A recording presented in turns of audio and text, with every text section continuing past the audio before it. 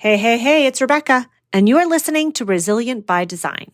Today I interview Jami Sparling of BryCo Interiors. Jami is literally one of the brightest lights inside our very own designer community. She's in our designers room monthly membership. She's done Power of Process. She's done all the things. She has this beautiful interior design firm that she has transitioned in only 3 years from offering a smorgasbord of services to one core service offering. But more than the success of her business is the success of Jami as a human. Jami is truly exemplary of resilience.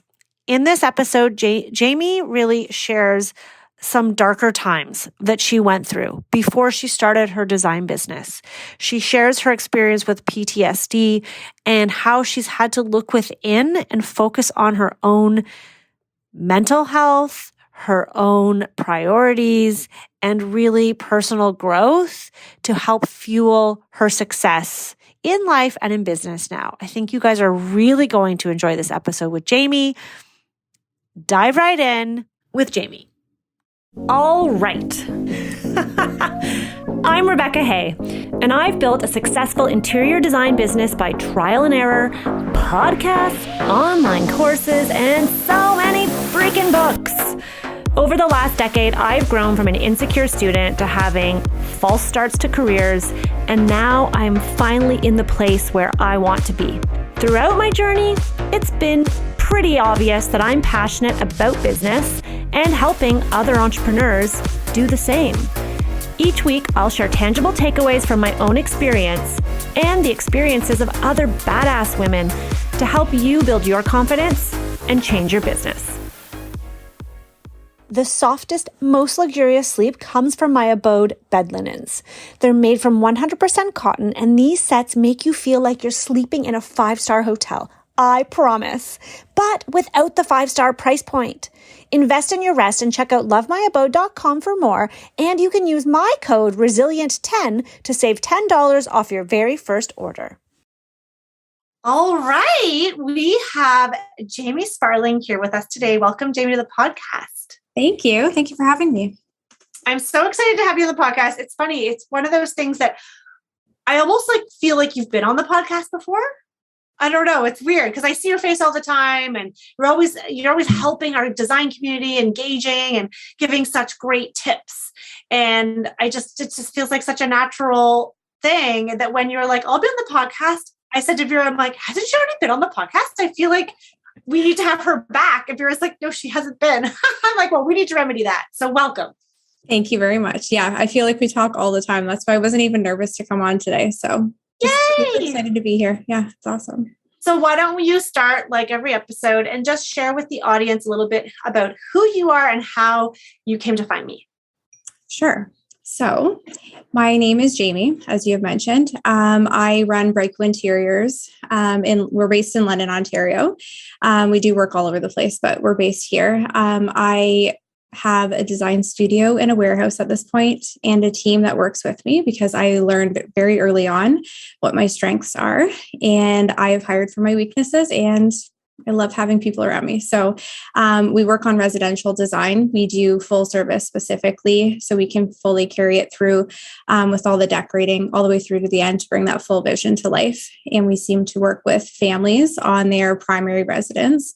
But yeah, we would do new builds and renovations and decorating only projects. And I absolutely love what I do. I didn't start off here. I've only been doing this since 2019 officially. So we've grown very quickly and organically, and it's wonderful. And we only work with kind clients, and I'm very picky, and it's awesome. So yeah. I love that you say that you only work with kind clients. It's something that's been on my, I don't know when it's not on my mind, but when you're just in touch with something, an idea, and it comes to you, and then you see it again. And I interviewed a guest, it was Natalie actually Norcross, about PR, and she's talked about this idea of a kindness business. And then I just this morning saw like Gary Vee talking about how like kindness is so important. And you talk about the value in having your clients who are kind humans. I think it's something that we often overlook. And I think it's so important. I love that you say that.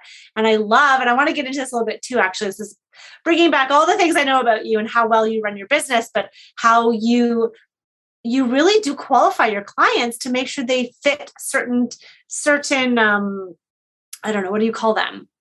Criteria, I guess. It's not criteria. Like rigid, but making sure we're in alignment for sure. Yeah. Yeah. I think that's awesome. Okay. But we'll get back to that. I also love that you've only been in business for like 19, 20, 21, like 2, 3, almost 3 years. Basically the pandemic. That's about it. It's amazing. It's such an incredible story to see someone start their business like right before an economic like shutdown globally, and to grow a business that looks, at least from the outside, like it's really thriving.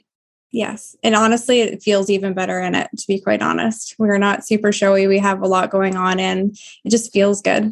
That's the most important part. So I love that. That's amazing. And you're not in a really big city. I mean, London is a city more than a town, I would say now, right? But it's not a big city. And it just goes to show you can be successful in your own niche market.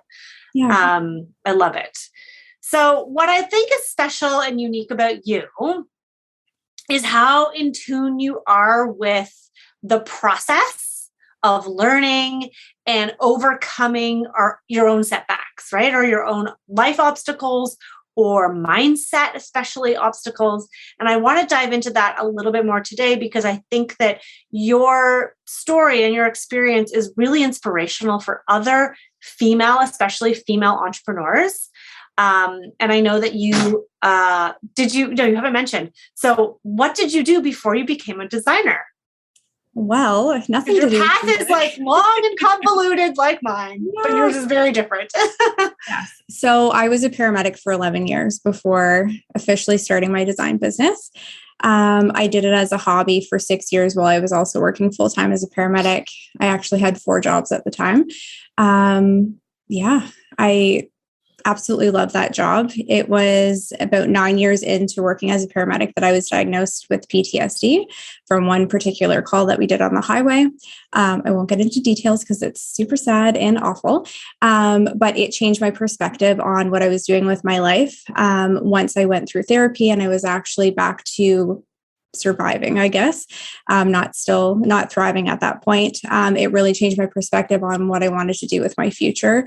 And I made a lot of changes, and it started with starting to dream and adopting a self-care routine. Another thing, I guess, going back even further, is I became a mom at 16. So I was a teen mom, basically expected to fail in life. That's just how I view it, because I do believe in the stereotypical teenage mom, that sort of thing. But I decided at that moment I was going to succeed, and I was going to live the best life that I could in order to give my son the best life that he could have. And I busted my ass in school. I went to day school, night school, summer school. I worked on the weekends, and I raised my son alone from 17 on. I became a single mom when my son's father committed suicide right before my son's first birthday. And I was also in an abusive relationship with him for 4 years. So I have built up resilience from a very young age, and it has really helped me to learn who I am, what I want to do in this lifetime. And I have built up confidence along the way, and I don't hold back in anything that I'm doing in life. So yeah. I love that. And I love that you feel comfortable sharing your story, because I think that it resonates to people on so many different levels, either someone who can relate and having been through their own experience potentially with PTSD or mental health, or anyone who's been in such a difficult circumstance, but also resonates with those of us who have battled our own obstacles, whatever they may be. And they may not have been as difficult or severe or extreme as what you've been through, because I think that what you've been through, I mean, I wouldn't wish that upon anyone, but I think it's amazing. Your resilience, like, hello, this podcast is called Resilient by Design, made for Jami Sparling, because you're like the ultimate resilient guest. No, but really, because I think especially as women, a lot of us have situations in our lives that come at us, and it's how we go through those experiences and what we take away from them and how we move forward with our lives that will define us.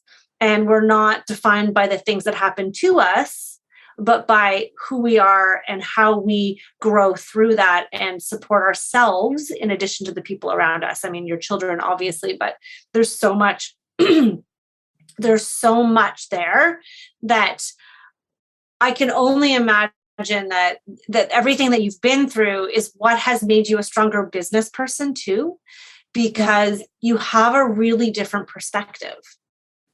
Yeah, I feel like I have lived 5 lifetimes already. Like I am only 36 and I have gone through so much in my life, and I have always found the beauty and the lessons within everything. And I'm still going through something right now. My dad just passed away last August suddenly, and I had a very complicated relationship with him. So I honestly, before he died, I thought, well, I'm not really going to even be that heartbroken or whatever. And it has literally flipped my world upside down, cracked open everything that I believed throughout my childhood. And I'm still grieving daily while trying to run a business and throw on my happy face. And when I sit alone, it definitely creeps up when I slow down and I realize I'm still grieving and I'm still quite heartbroken over it. But also trying to do all the things. So I've like restarted therapy all over again on the weekends when I have the chance to slow down. But I find lessons within everything, and it just makes me a more well-rounded person. And I love sharing all the things that I learn along the way, because there's no sense in keeping it to myself when other people can benefit from it. So I think there's so much power in sharing. What would you say to designers, like design professionals, business owners who are going through a tough time right now at varying degrees? Like, what would you say to those people? Because, the industry is a funny place right now, and there's a lot going on, and not everybody is thriving and busy the way we see on Instagram, and it's not easy. And the people are dealing with things in their personal lives that they don't care to share. Like, what advice would you give to someone who's running a business that's going through a hard time? I think it starts with getting into a room by yourself and slowing down. And then literally, even if you have to close your eyes, what does your body feel? Do you have a headache? Do you have tension somewhere? Just literally getting in touch with what you're feeling and then exploring those feelings. Because we so often reach for Netflix to just numb out, or alcohol, or just keeping busy. And like, I am wired to be a hardworking person. And I know when I'm not in my health, when I just feel the need to keep doing things and doing more and putting more stuff on my plate. And that is something that once you recognize what your triggers are, or what you're avoiding, like, you need to slow down and be like, okay, who am I? What makes me happy? What gives me energy? What's draining it? Who's around me? Who are the toxic people in my life? Who fills me up and inspires me? And then just surrounding yourself with those things that make you feel so much better for the real, true, authentic reasons. And then letting that other shit go, even if it's difficult, and learning, honestly, to say no to things. That has probably been my biggest thing in the last year alone. Saying no in the kindest way possible, but doing it early on, so you don't feel like you're holding that stress of that person's going to be so angry with me or so upset with me, or like you're invited to something and then you say yes right away, and then it like creeps up and you're stressing out over something that should be joyous. But like, just say no, thank you right away, and then it's off your plate. You don't have to carry that around in your mind. It's just live your life authentically. If I need to say one simple sentence, figure out who you are and be authentic. Yeah. And that's easier said than done. Oh, absolutely. Right. It's so easy to say, just be yourself. There's so many positive quotes out there, but the reality is it takes a lot of time. It takes work. I want to dive actually further into this idea that you just mentioned, which is saying no. Oh, it's my favorite thing. Because I can speak for myself. and I'm generalizing when I speak for all women, because I know not all women are cut from the same cloth. But if anyone is like me, I have historically always had a very hard time saying no. And it comes down to so many different things. And it really does show up in business in so many different facets of our lives, but it really can actually negatively affect our income statement and our ability to provide for our families when it does creep itself into our business. And this idea that I think as a woman, there might be men like this too, and I'm sure there are, but in general, it is hard to say no because there's this fear that you are going to let someone else down. And that fear of letting someone else down or upsetting someone else or confronting someone and how that might make them feel somehow factors or weighs in higher as more important than what's going on inside of you, than letting yourself down, than how you feel in the moment, whether you even want to do the thing, whether you want the job, whether you think you're charging enough. Like it's ingrained in us in a society. And unfortunately, I think our parents probably it's a different world and we're trying to change this world. But the rhetoric around, oh, don't speak up, or, oh, careful, you don't want to make them feel uncomfortable. Make sure you say thank you, even if you don't like the gift. There's all these little things that are spoon-fed to us as children that slowly start to build inside of us. And this is my own perspective. I'm not a therapist, so this is just my own observations as a human. That eventually then as adults, we don't even know why we were acting that way. And we don't even know why we can't say no. We don't even know why when our neighbor comes and asks us to help them renovate their porch, when I don't have the capacity, it's not going to make me any money and I don't want to do it, I still say yes. What's that all about? Right? And that is not looking out for me. That's me being Mrs. Nice Lady, trying to keep everybody else happy at my own expense. Yeah. So how do we say no if that's our nature? How do you do it? You said it's your favorite thing to do. I do not enjoy confrontation. I don't like saying no. I've been doing it more lately because as a business owner, I'm trying to grow. But how do you do it? Okay. So I would say that the first 33 years of my life, I didn't have that in my vocabulary. I said yes to absolutely everything. I worked shift work on call for 8 years. So I would literally answer the phone in the shower to say yes to a shift, even though I had no idea what I would be doing with childcare or what my schedule would look like or anything. I was like, yep. And then I had to figure all the stuff out. And it always came at my expense and it always led to burnout. So I guess it took the last couple of years of dealing with PTSD that I realized the mother that I was giving to my children, and that was not my best self. I cannot go back in time and step it up and be that healthy, mentally healthy person for my kids.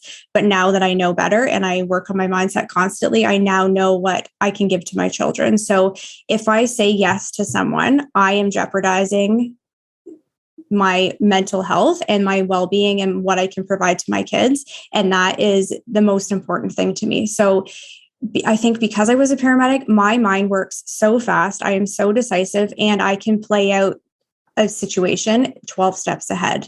So if I picture, okay, this person has come to us through an inquiry and I go into people pleasing mode, well, I could help them. Of course I could do that. And I love design and that seems simple and whatever, but I have done that. I've worked on over 100 projects that I could say maybe a handful of them actually brought me joy because they were something I truly felt fulfilled by and they were the right people and all that stuff. So if you say yes to something, you're ultimately saying no to something else. And so who am I then saying no to? And if it's my kids or myself and my mental health, then I have to say no to somebody else, feel uncomfortable temporarily and just get it over and done with, whether that's a family member because they want to hang out with me on the weekend because they haven't seen me for a long time. Yet now I fully protect my weekends. I know that I need that downtime and I do not leave my house on weekends.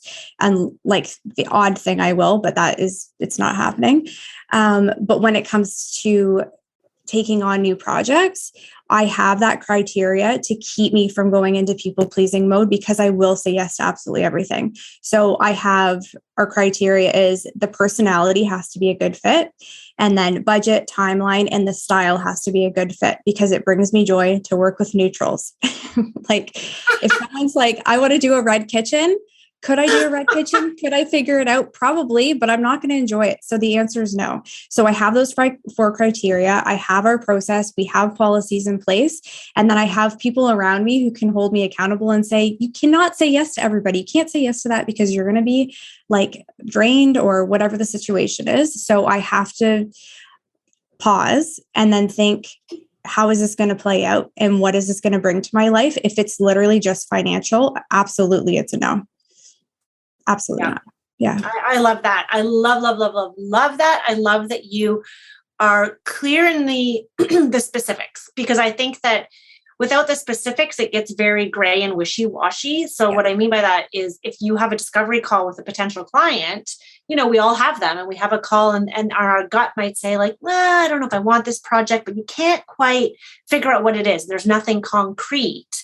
Then you might take the project, you might not, but you don't really know what it is. When you have specific criteria that are, this person must be kind, they must have this much to invest, they must only love neutrals, they must, whatever it might be for you, then you can, in the call, have your script in front of you and have your checklist and literally physically check them off. And if there's one that's not there, that is a clear signal to you, okay, this is our process. This person is not checking off all the boxes, literally.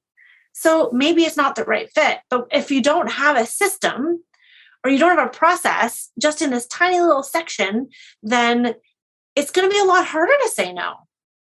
Yeah. And I honestly, it's not a one-way street. I've even posted about it completely transparently, that if someone is looking for a designer or a contractor or whatever it is they're looking for, they should have their own criteria, and it's finding that alignment. So both parties are completely happy, excited to work together, excited to share, like to exchange that time and that money. And it's like a good feeling from the very beginning, and it brings up excitement, and then you have the best results because of that. So it's not just me being picky, it's them also hopefully being picky, and not just finding the closest person or someone who fits within their budget, when if anything else in that criteria is out of alignment, there's going to be one side that's missing out on the other. So absolutely, I think it works for both.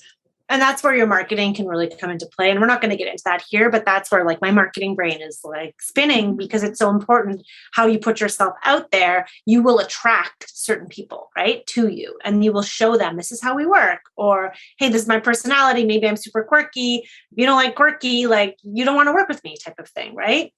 But have you ever been in a project that you said yes to, even though you should have said no? And if that's the case, I'm sure it's happened, because you did say only a handful of the 100 projects really lit you up. How did you handle that situation? Did you ever come into a situation where you were in the project, like they'd already hired you, paid you the money, and you had to step away or handle a situation? Okay. So tell us about some of that. Yeah. So the benefit of being in the designer's room and being part of your community is I did go through this and I felt like shit. I went through 3 weeks of pure stress, literally couldn't eat. I felt so awful, and I was not my best self because of one particular client that I should have said no to from the beginning, and I didn't do that. So I had a client that came to us through a referral from a wonderful client that we have. She's a repeat client. I absolutely love her. We're doing another project with her. She is so wonderful. So when she's like, oh, my friend wants you to work on her house, whatever, I'm like, absolutely. If she's anything like you, for sure. So we struggled through style not being a good fit. I still got through it. I found a way to just do neutrals, but it still wasn't something that I totally loved. Personality wasn't the best fit, because when I would speak, she wouldn't really listen. She just had a million different thoughts in her own mind. So when I was attempting to set expectations or to assess what the functional needs were, all the regular things that I do, I didn't really feel listened to. But I was like, oh, whatever, we'll just get through this. Budget was very, very healthy and wonderful. Timeline, felt super rushed, and she had a sense of urgency, and it was just very difficult to keep up with that, even though we did set expectations and we were doing not daily updates, that would be excessive, weekly updates or biweekly updates. Can you imagine? Hi, it's me again. It's Tuesday. Nothing's changed since Monday. Talk to you on Wednesday. God, ooh, that would be excessive. Would not do that. Yeah. So basically we weren't a good fit. But we got through the project. It was wonderful. We took photos of it. It was great. But I literally could not wait for it to be done because it was a very stressful process, especially with back orders and delays. And I felt like it all just was on me and my fault and whatever. So we got through that. And during the reveal, which we do a TV-like reveal for every project that we finish, because we complete it basically in a 1-day install for all of our decorating. So fun. During that session, that's when it was the little red flags that were popping up. Like, now that this is done, now that you have shown me what you can do, now that you've proven what you can do, I now want you to work on a renovation for the main floor.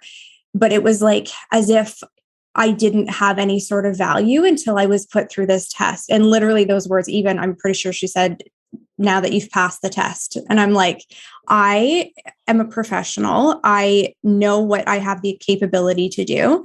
And I can do my job very well. And I did not like how I felt around her. It goes back to those feelings. Like I am very in tune with my feelings now. I freaking numb them out for a ton of years with everything, basically just overworking and becoming a workaholic. But now that I am actually in tune with my feelings and I can let that kind of guide me, it has helped so much. So when we were potentially going to do the renovation, I explored that idea. I put together a quote or a proposal, and I stress out the entire time. I'm like, what is the next year of my life going to look like?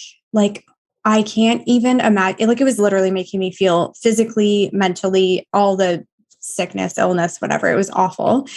And I had to take a minute, and there were tons of emails going back and forth. Like basically before I had even said, yes, I'm going to take this project on, she had already gone out to buy new kitchen appliances. I'm like, what are they based on? Like, we haven't even designed anything yet. How do you already have them? And then there was a sense of urgency again. I'm like, oh my God.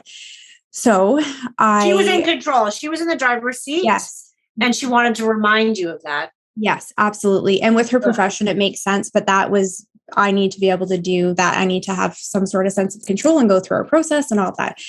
That wasn't happening. So I contacted my client, who I respect so much and I love and adore. And I didn't want our relationship to be soured if I just went out to this client and said, like, I don't want to work on your project. And then for her to potentially talk negatively about me or anything like that. Not necessarily that people pleasing or caring what other people think of me. I just wanted the proper information to be relayed, and I wanted to be the one to do it.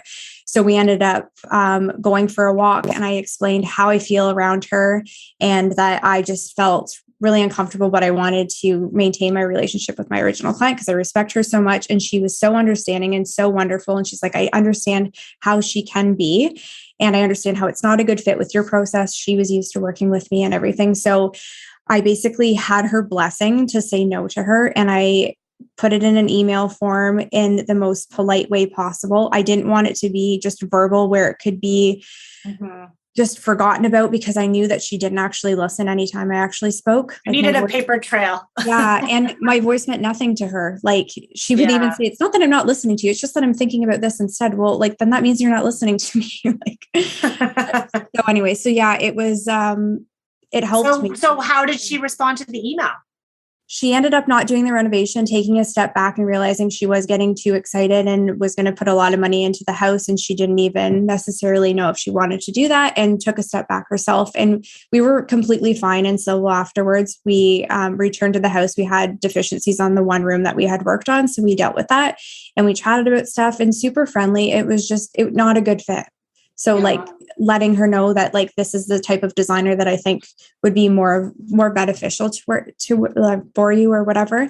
And just, it just wasn't in alignment. And that's all I was trying to get across, that I'm in alignment with the other person, like her friend. But yeah, it was very, very, very difficult. But no matter, like, even the 3 weeks that I stressed over that, and the email that I wrote, and the hitting send, like, oh my God, how's she going to take it? All of that stuff, that I can do so much faster now, because I couldn't imagine a year or more feeling that way. That there's no reason to do that. I left a career that I loved, but brought a lot of stress. Like I should have just stayed there. I did. I made changes for a reason. I want to do what I want to do. And I think this is a good reminder. Good for you for doing that. I'm really proud of you. I think that's very stressing me out right now. Oh, I don't want to stress you out. Take a deep breath. No, it's such a great story because it's so empowering. And I think that like the lesson is that we, like when we run our own business, we forget that we have the control. Yes. And whether you run your own business or not, you have control over your own decision making. And if you live in a country like we do, and you're hopefully healthy and well, like you have control over your life and you can make choices for yourself. And so I think sometimes we forget that. We get so caught up in like, oh, it's a service-based industry, service. I need to service this client at all costs. That's not at all what it is. It is a reciprocal relationship, like you mentioned. I too had an experience that I'm unfortunately not privy or not legally allowed to talk about, but we had a job last year, and I know in Designer's Room, you probably heard me talking about it, but it was the first time in my career where I made a choice to say no and step away from something that I had signed up for. And I had signed up for something that was going to be a year plus project or multiple projects, and it wasn't in alignment. The people that I was working with were not in alignment. They were toxic. They didn't value us. It was costing me money and my team's time that I wasn't getting reimbursed And so I actually stepped away mid-project, which was very hard for me because I was taught to finish what I start and always do what I say I'm going to do. And so understanding that even though you said you're going to do something, doesn't mean you have to stick it out if it's hurting you. Yeah. And so that for me was really like similarly to you, having the guts, the whatever you want to call it, the strength to recognize that it wasn't working for you and to sever that relationship is such a great reminder or story for others who are listening who might be in a similar situation, or they can relate because they've been in a situation where they stuck it out to the end and now they're super resentful. They don't even want to drive down maybe that person's street. Like I've heard all kinds of stories. Why are we doing this to ourselves, right? Like we got into business to enjoy what we do. We're creatives. We want to have fun. And I love that you've realized that so early in your design business, because so many of us go on this hamster wheel for years, people pleasing, doing projects that we don't enjoy, working with clients that really don't fill us up, who never say thank you, who only see the negative or whatever it might be for everyone. Just if you're listening to this right now, you can say no. And these are like great examples. I love that. Thank you for sharing these stories so candidly. I love that. And in our Designer's Room community, which is not open to the public, so I apologize for talking about it so much because it's only for POP alumni.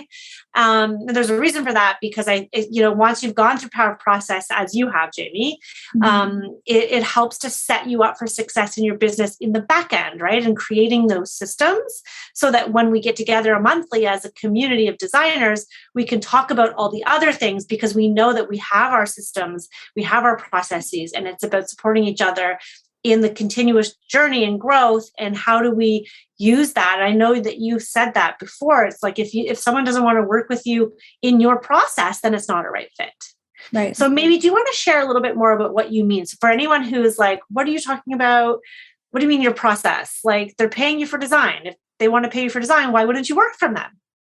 Yeah, for sure. Just before we go into the process, can I just touch on one thing for what we were just talking about? So if I had said yes to that client in that project, and whenever I commit to something, I am fully in and fully dedicated to something. Once I said no to that and I worked on my mindset, I did the healing that I needed to do for the toxic crap I held in my body for a few weeks. The amount of amazing people and amazing projects and things that lit me up and fulfilled me that came into my life, I can't even tell you right now. Like it was life-changing to like say no to that. It felt so difficult. And then just amazing things came in. So if I had said yes, I wouldn't have experienced all that goodness, all those kind people that I'm still working with, and the wonderful projects. So that's the whole yes and no thing, because you would be giving something else up.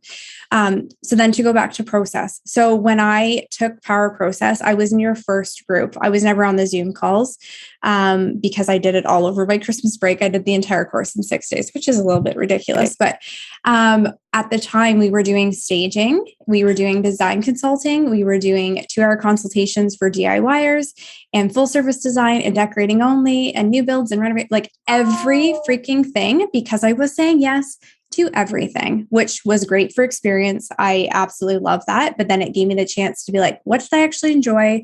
What did I not enjoy? What can I take off my plate? What do I want our business to stand for? What do I want to be known for? All that stuff.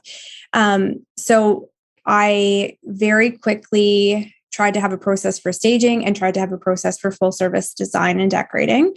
And then it was about 3 months into trying to do both that I was like, I don't want to do staging anymore, which was a massive change for us because that's where all of our projects stemmed from the very beginning. We had an entire warehouse full of inventory and we had just organized it with our team and categorized everything. And then I was like, I don't want to do this anymore. And they're like, are you kidding me? Like, are you nuts?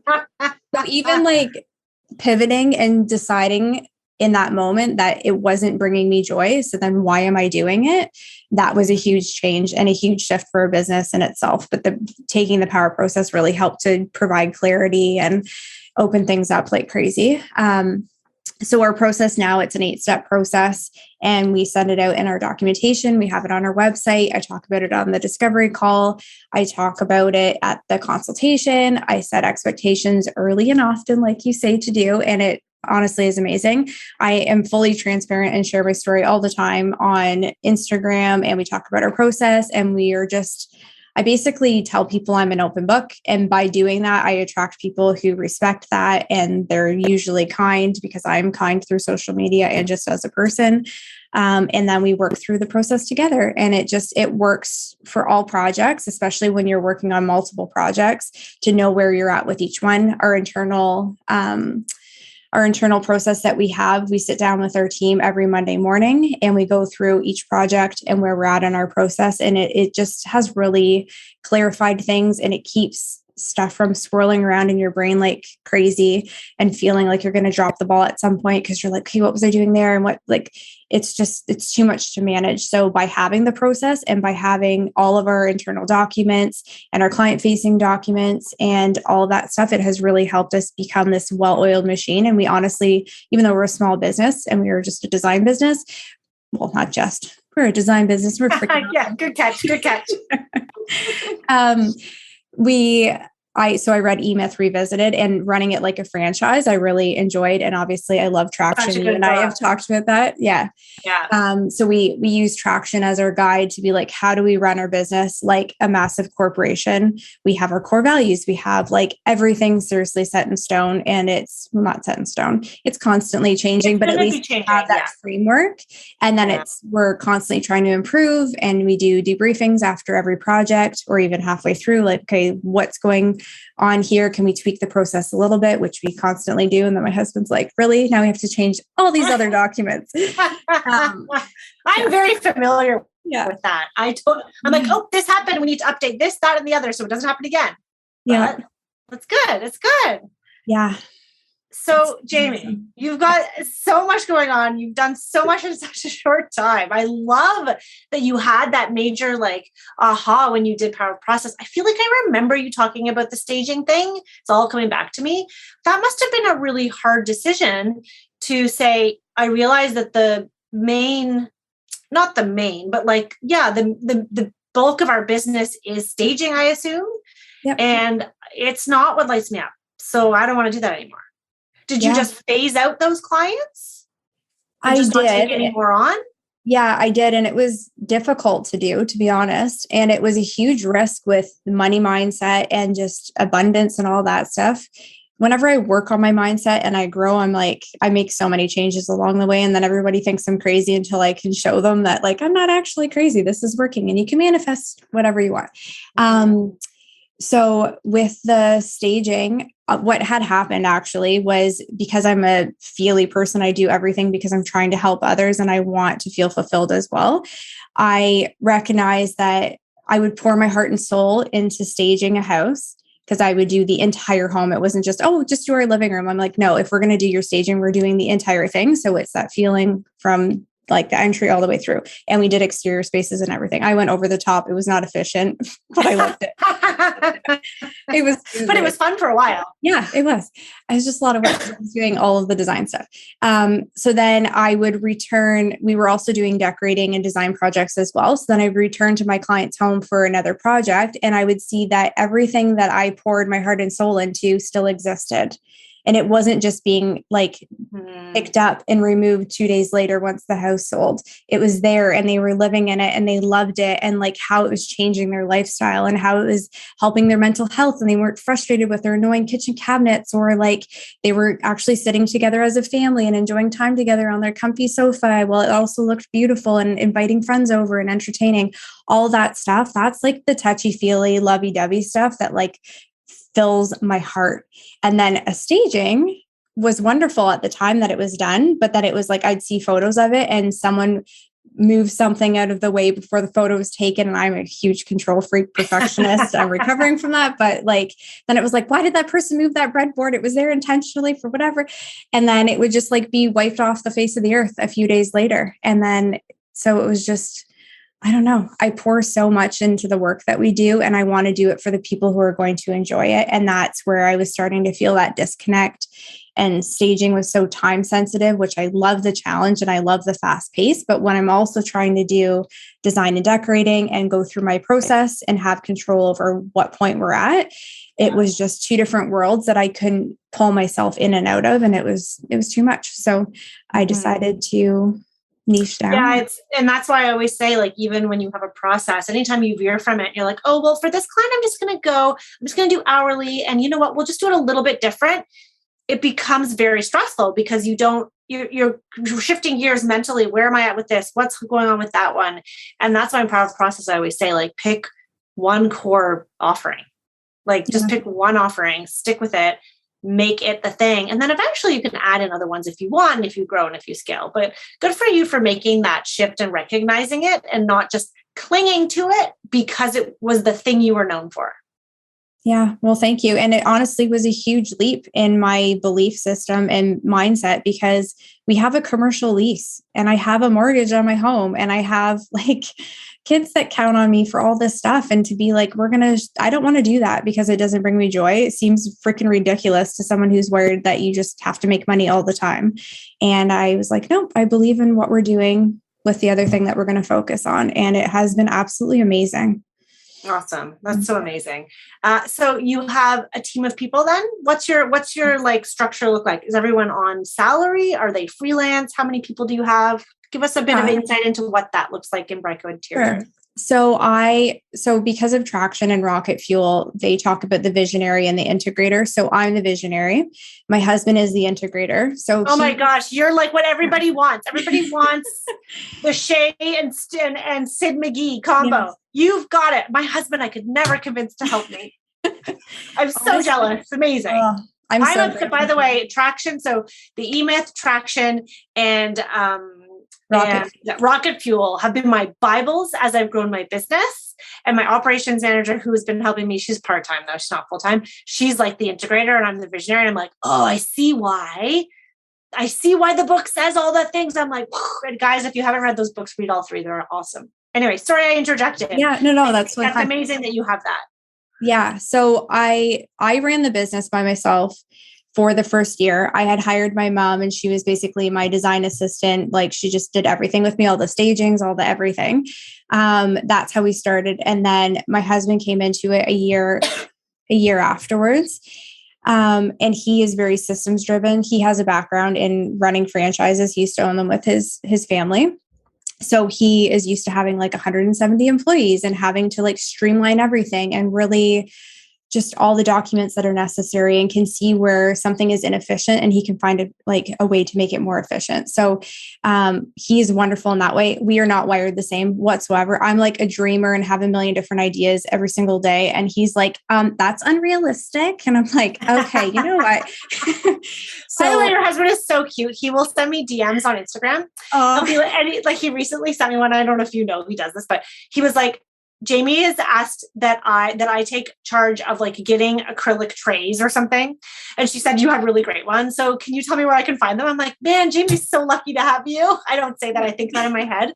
I'm like, he's like, so the doer, right? He's like, all right, I'm going to make it happen. I'm going to find the thing and get it done. I love it. Yeah. So we're a really good team that way. When his friends are like, so you run a design business with your wife, like, what does that look like? And he tries to justify and people please and whatever, right. That's his own issue. But like, there's a lot to do with a business. Yeah. So if people don't get it, that's fine. But I don't have the energy to explain what we actually do. But yeah, he does the accounting and like all the stuff that I cannot entertain doing because my brain doesn't work like that. So we have our studio manager. She was our project coordinator, and then we changed her name to studio manager because she basically oversees absolutely everything and has like a little part in all things. So she happens to be my sister. So aside from my mom being my mom, and she just was the most convenient hire to start off with, which she was just getting paid hourly. I saw my sister's strengths and her talents. She went to school for art, but she's also the most organized, introverted, cute person. I freaking love her. But I basically created a job or found the role for her based on her strengths. And then with my husband was the same thing. So they happen to be related to me, but they literally excel in their roles. And that's why they're in them. Right person in the right seat. They absolutely are in them. So we just hired a lead designer, a non-family member, who I've known for a very long time. She used to manage a store that I loved going to. And the timing worked out where I had like for years, I'm like, oh my God, we have to work together. Just please work for me someday. And I didn't steal her from the store. If anyone's ever listening from there, I did not recruit her, but I had said to her in person, oh my God, I would love for you to work with us. And then it was 2 weeks later that she's like, I honestly resigned 2 days before you even said that to me. The timing's perfect. I don't know what I want to do, but like, I will entertain the idea and see what you're looking for and whatever. So this is the first time. We hired her just over a month ago. The first time I've ever taken design work off my plate because I have been that one fully involved in everything. And now I'm trying to delegate and let her run with her creative side of things and just take a step back and make sure I'm overseeing everything. And I'm more involved in the relationship with my clients, the overall picture, the assessment side of things, and making sure all of that's functioning really well, because I figured out what parts of the job that I truly love. And I just want to stick to those because there's so many other things I want to do in life as well. And then we just hired another girl who's starting in June. She's also wonderful. I just have a company culture, I guess, that is very optimistic and solution-based and just very positive and wonderful. And I just want everyone to live their best life, employees or clients or whoever comes into our life, the trades that we work with, having everyone in alignment means so much to me. So basically that's what we're trying to do. So she will start in June. My sister's going on mat leave. So she's going to fill in for her for a year and then potentially morph into a designer's role after that. So yeah, I just want to keep going. So is everybody full-time? Is everyone working full-time? So we call them part-time, but they've been working full-time hours. My husband and I are full-time. And then, yeah, I would say they're close to full-time hours. They're here 5 days a week, but it's very flexible as well. So like my sister being pregnant, if she has a doctor's appointment or if anyone has an appointment of any kind, we're very flexible in what we're doing because we have our week scheduled in a way that Monday mornings, everyone has to be here. Like if we try to do it without, it's just very awkward. And then our week just goes to shit. So, we have our structured days and then Tuesdays and Thursdays, we do consultations or on-site meetings or however it is. So, I just want everyone literally to live their best life. I want them to enjoy coming to work here and working within their strengths and not stressing them out by pushing them through their weaknesses.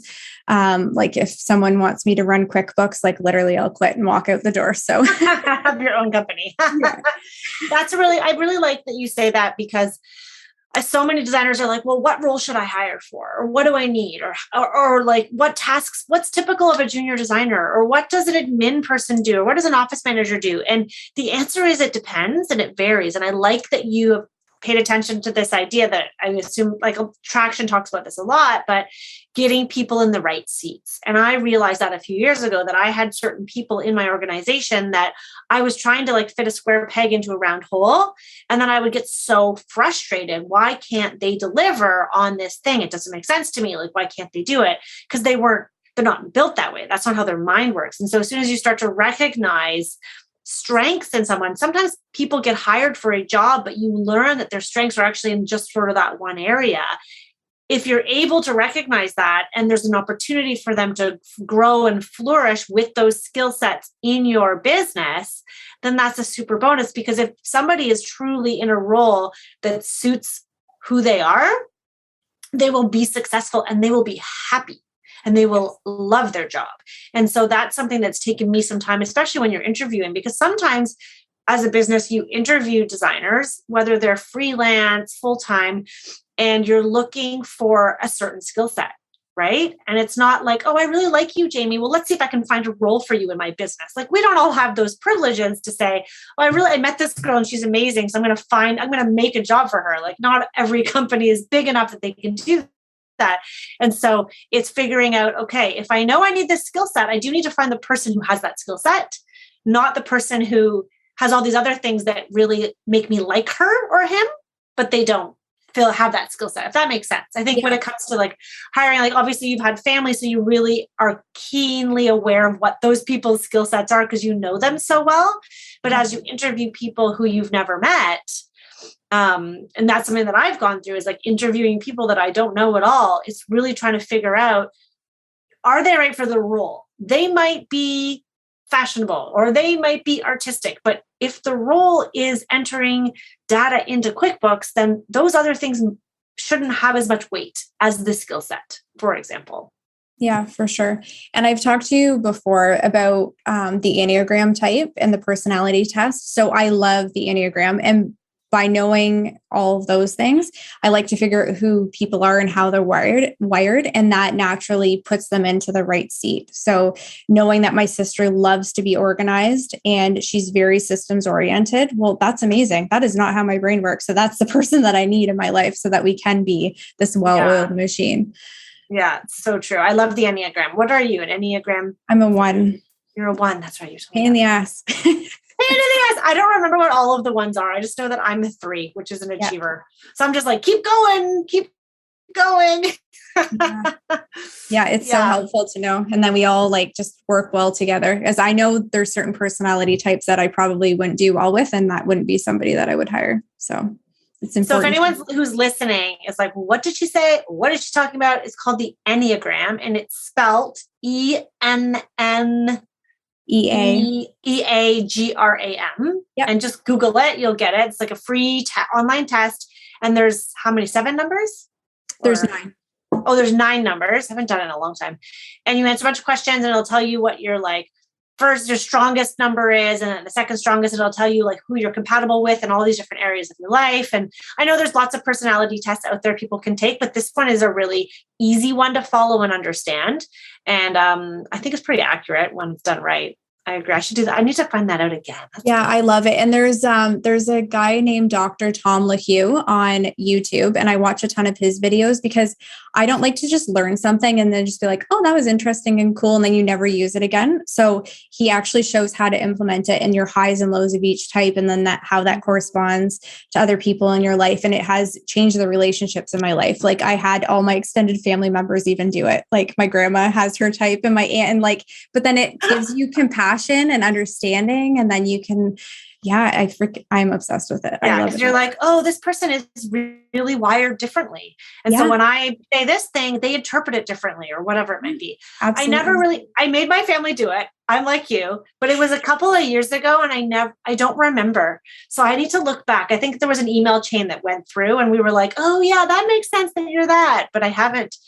I got to do that again. I got to do it again for everyone in my office. And for your kids too, like doing it with my kids, that has like provided so much clarity that I know where to push and know where to hold back and just be compassionate, because my kids are so completely different than one another. And I can be a better mom to them, knowing how to actually speak to them and all that. Oh my gosh. I love that. I love So that. helpful. Okay. We have arrived at our full time slot. So before we end, this is such a great conversation. I feel like we could chat for hours. There's so much more that we didn't really even we barely brushed the surface on, because I know that you are kind of, I think, dipping your toe into the coaching space and helping others with mindset. Do you want to maybe just share here what you're doing? Yes. So I'm doing growth mindset coaching. It's a bit of a mix of life coaching and business coaching. I do a lot of the Enneagram stuff and just trying to find balance in someone's life, because it's not just a work-life balance. You have basically 10 different categories of your life, and just knowing where to focus your time and your energy and just finding that balance. I love working with different people. It's awesome. But in order to do that, I need to get certain things off my plate. So I do need to delegate design roles and to do these different things. I would love to write a book someday, because I am so obsessed with reading. I've read like 100 books in the last couple of years. Oh my gosh. Like, honestly, like 1 to 3 books a week. Like, I freaking love it. So there are so many things I want to do that like light my heart up, and I'm going to do them someday. I just need the time to do it. So I will make the time to do it. Amazing. I love that. I love that. I love that. I love that. I can't wait to see where you take it and watch your business as it grows and as you flourish. You really are a shining star. So thank you so much for coming today. Oh, a nugget. Do you have a last nugget of wisdom for the listeners today? Oh my goodness. Okay. I'm going to say, get to know who you are. So the Enneagram type test is a good start, but figure out who you are as a person, and that will completely change your life. Oh, I love that nugget. No one has ever said that on the podcast. Oh, nice. Good one. I love it. Get to know who you are. And it might take more than a test to really understand who you are, but that's a really good start. That's amazing. Thank you so much for being on here today. You will be back. Yeah, thank you so much for having me. It's awesome. Okay. Isn't Jami so lovely? Like, truly kind soul who has been through so much and yet comes out of her experiences with such an incredibly positive perspective. I love watching Jami as she shares her wisdom and her own personal strengths and growth story inside our community. She's, as I mentioned in the podcast, she did Power of Process. She's in our Designers Room monthly community. She's always giving back. She's in the Meetup Facebook group too. So please go and say hello. Give Jami a little shout out, a little love, and thank her for her candor and her honesty in this episode. I forgot to share where she is on Instagram. My apologies. You can follow her at BryCo Interiors. BryCo is how you spell that. BryCo and then Interiors. And really just let her know how much you appreciated that. I hope there was a little bit of aha, a little bit of head nodding, and a whole lot of just general appreciation for sharing in this episode. And hopefully it all gives us an opportunity to look within and think about what lights us up about our business. And are we headed in the right direction? Are we taking on the projects that really light us up? If not, what can we do about it? How can we honor our own personal strengths and our desires over the people pleasing, all the things to help everybody else first? What can we do? How can we make change? Anyhow, that was a very deep, insightful episode. I hope you guys enjoyed that as much as I did. I will see you soon.